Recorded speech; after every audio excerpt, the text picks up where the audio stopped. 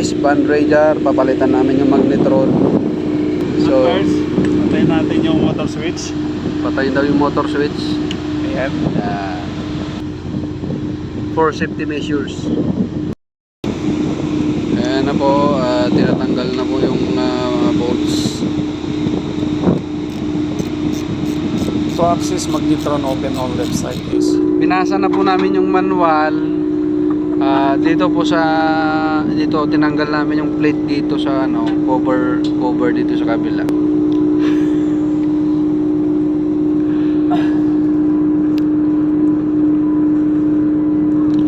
Basic kasi yan yung babasahin yung manual. Yan guys, kailangan huwag niyong kalimutan yung manual guys. Basic yan.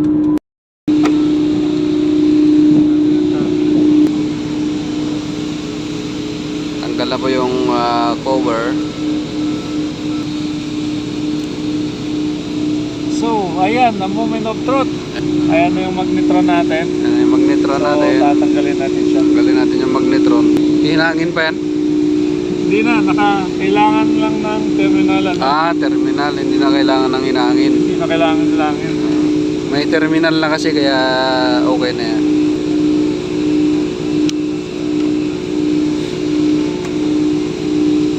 Ayan.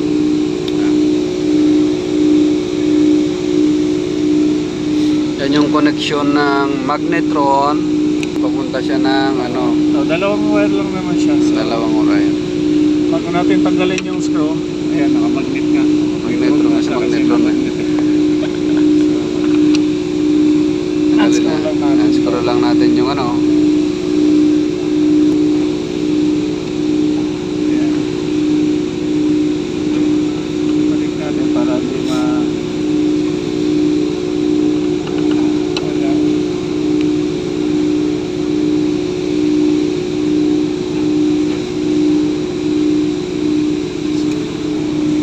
Then, pasin na natin ang magnetron natin. Yan, screw na natin yung lumang magnetron natin. Yan.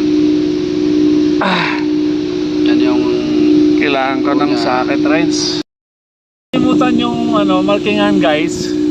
Hindi naman kayo magkakamali niyan kasi blue sa blue magkatabi, yellow sa yellow yung connection niya. So even though wala kayong marking, ganon lang siya pag nakalimutan niya.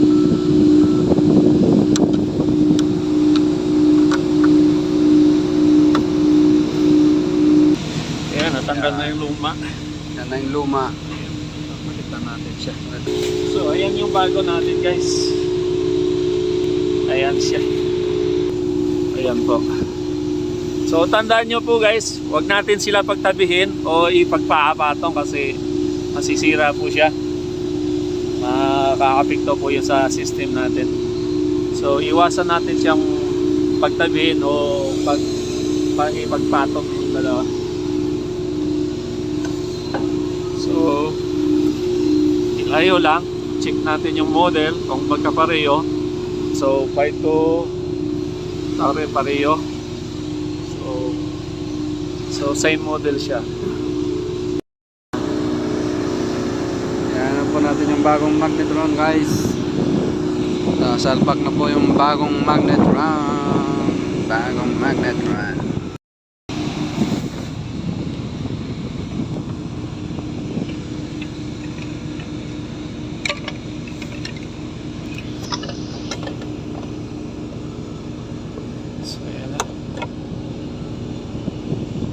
So hindi naman kayo magkakamali o mag-worry kayo baliktad kasi may guide naman po to. So hindi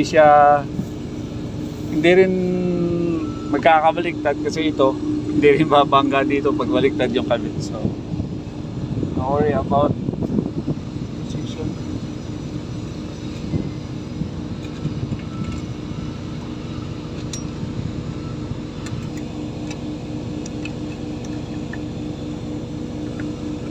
Ground? Oh, ground.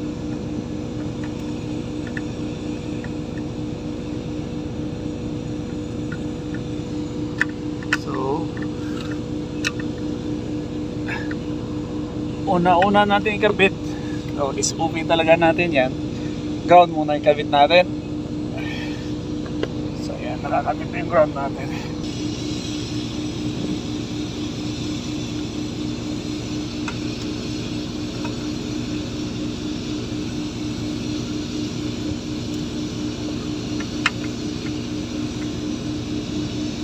Ayan.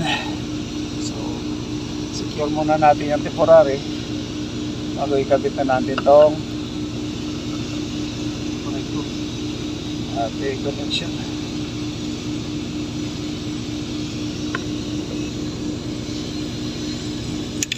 Ayun. Carefully lang talaga kasi hindi na mag-leak kaya pwede siya mahulog sa dagat.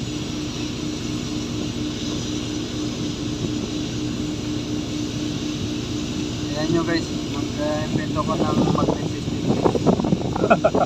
Magnet sa stainless. Yeah. Pwede na mga magnet.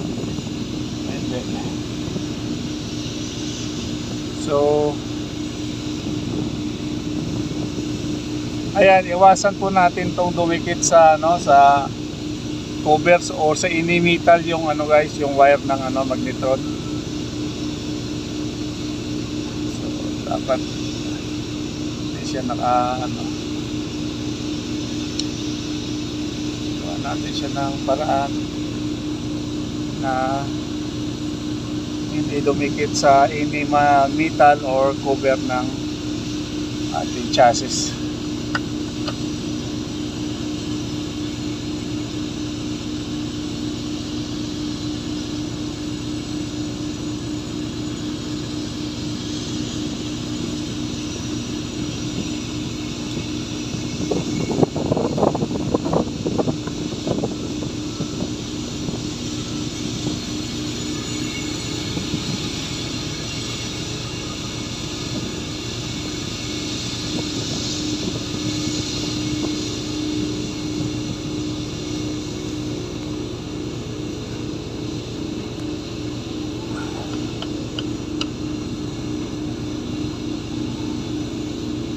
So, ayan.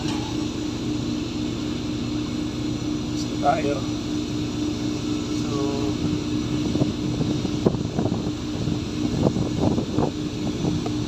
ayan po natin siya.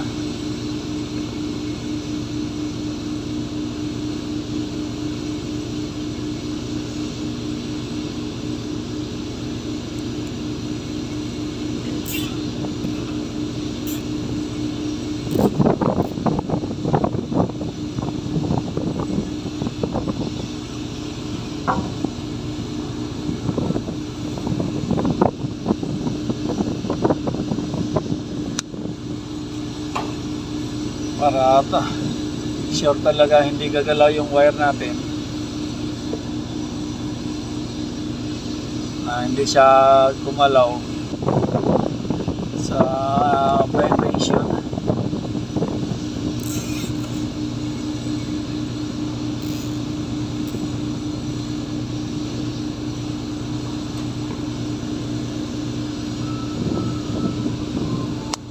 So ayan, tapos na tayo. Thank you for watching guys.